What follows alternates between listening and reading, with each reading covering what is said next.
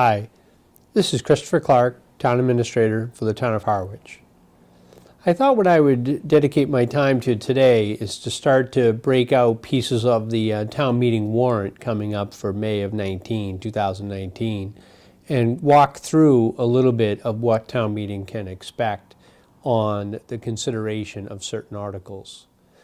The ones that I wanted to focus on today in the warrant, we call them private petitions, which, as the name implies, are petitions that are signed by private parties. They usually come in with 10 or more signatures that are validated, and then these articles automatically get put onto the warrant for town meeting consideration. We've had a little bit of a flurry of activity this year. In the time that I've been here, now 5 years, we had probably 6 or 7, I think, my first year, and then it seems to have tailed off a little bit. But this year it's back, roaring back, I probably should say. In terms of that, let me just walk through, and we do have article numbers that go with these, and these should be hopefully the final numbers that are associated. So the first 3 are kind of a typical grouping on these private petitions. The first is to defray the cost of Chase and Harwich Port libraries. Those are kind of traditional ones that have been around for quite a while, and the town has historically funded those in a favorable manner. The second is Article 47, which is promote the town of Harwich.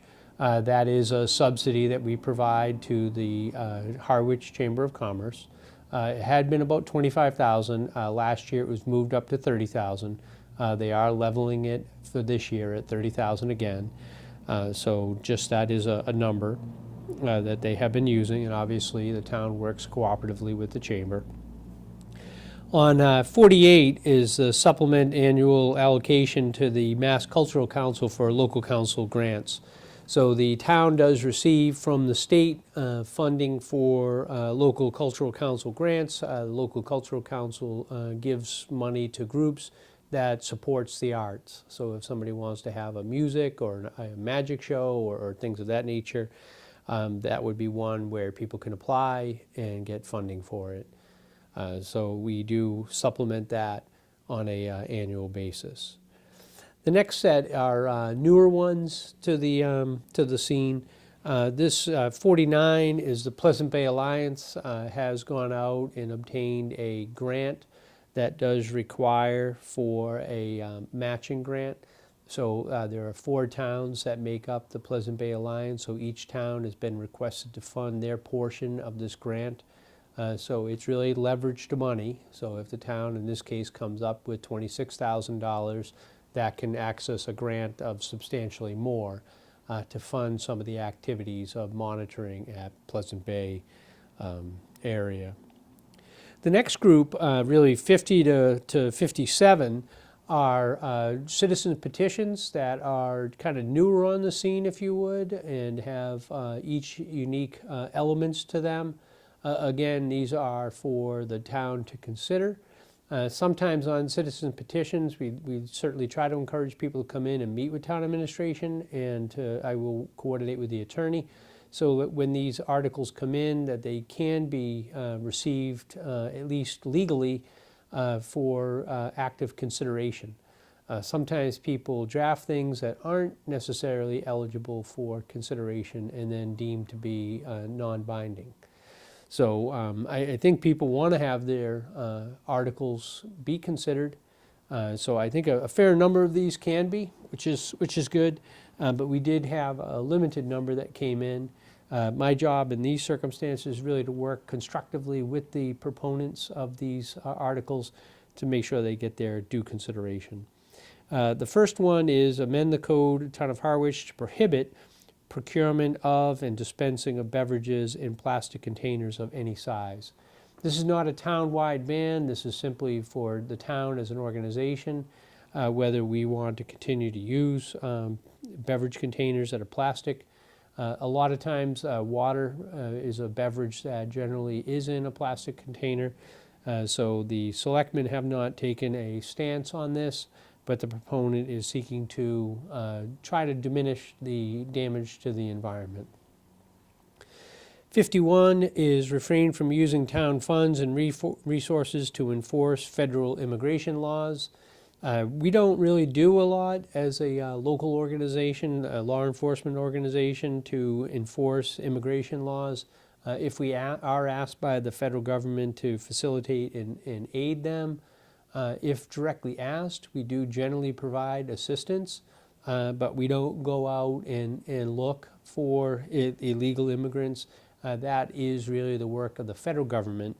This was discussed last year, and it was something that I don't think the town as an organization was comfortable with, because we cannot knowingly and willingly violate federal law. So that was of concern. The proponents this year did put in as more of an educational campaign and an acknowledgement that this was going to be a non-binding referendum.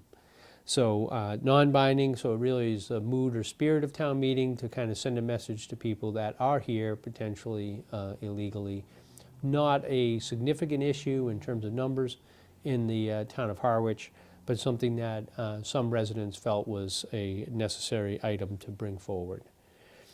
The selectmen did not take a vote on that either at this point of this airing.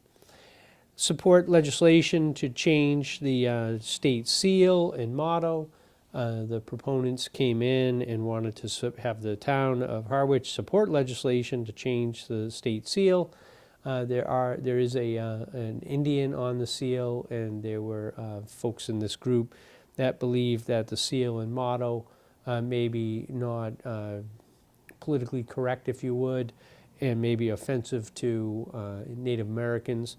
So they want to see if town meeting would support that legislation.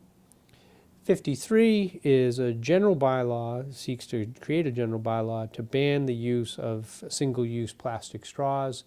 I think that's pretty self-explanatory what they're attempting to do in this circumstance. 54 is an amendment to the Harwich Board of Health regulations in regards to limiting or prohibiting flavored tobacco products. This one is kind of an interesting one that generally Board of Health regulations are generated by the Board of Health and not generally done as a bylaw.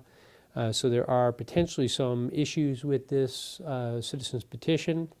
And the Board of Health is one of the agencies that derives its authority directly from state law.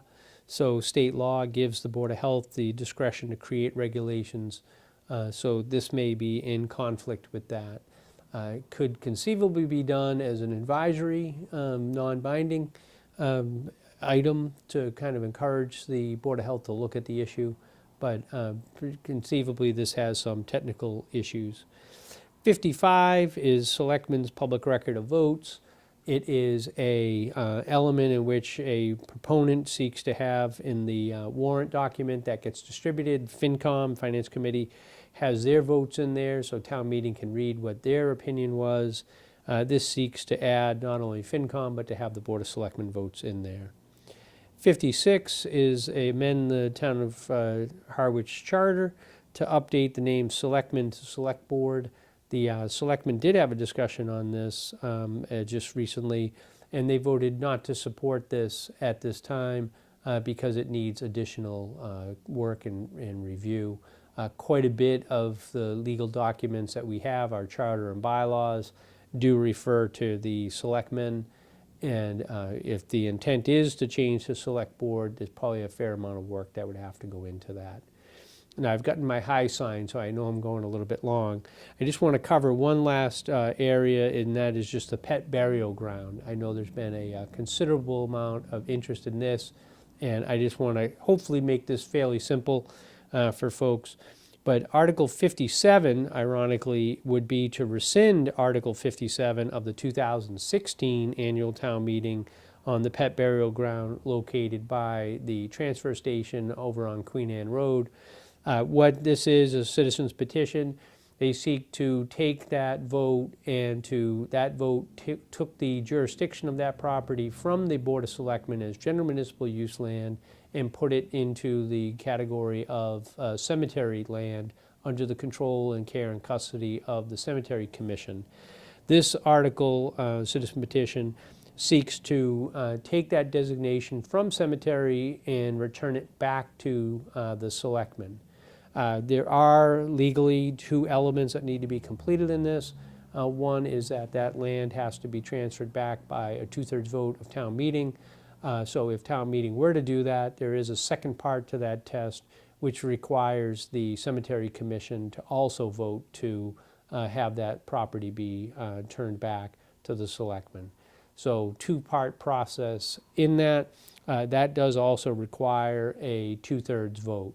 So if it does not receive the 2/3 vote, the land would stay under the jurisdiction of the cemetery commission, and the cemetery commission would continue to progress in their efforts on that property. To that end, the efforts on the property, Article 58 is to establish a revolving fund for a pet burial ground. I think there is a fair amount of confusion that people believe that the pet burial ground is funded by taxpayer dollars.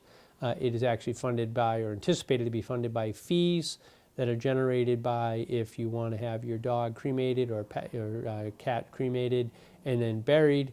You would pay a fee to allow that to happen. That money would be segmented off, not part of the general fund, put into this revolving account, in which to put in a revolving fund to put in separately for the purposes of maintaining and upkeep on the pet burial grounds. And then 59 is to complete the construction of the pet burial ground. About $70,000 went in last year, which was taxpayer money that would seek to reimbursement under this article, and then $60,000 to complete the work to allow for the pet burials to commence in that area.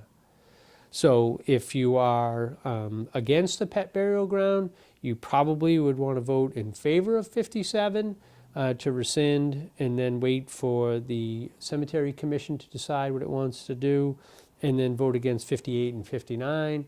If you want to see the pet burial ground progress, then a vote that is a no vote on 57 would have that impact of not authorizing the change back to the Board of Selectmen, and would essentially be a nod to support continuing that as a pet burial ground. And then 58, creating the funding source, and 59 allows for the continued construction of that to be finished. So hopefully, I'm sure I was probably about the 10-minute mark, so my apologies for being a little bit long-winded. There are 69 articles in total, so there's quite a bit of work for the annual town meeting, and I just did a segment to try to walk through. I'll try to do one more, probably next month, just prior to town meeting, to get through some of the other bigger articles to let people know. Hopefully this has been informative to you, and once again, thank you for your time and attention. Christopher Clark, Town Administrator.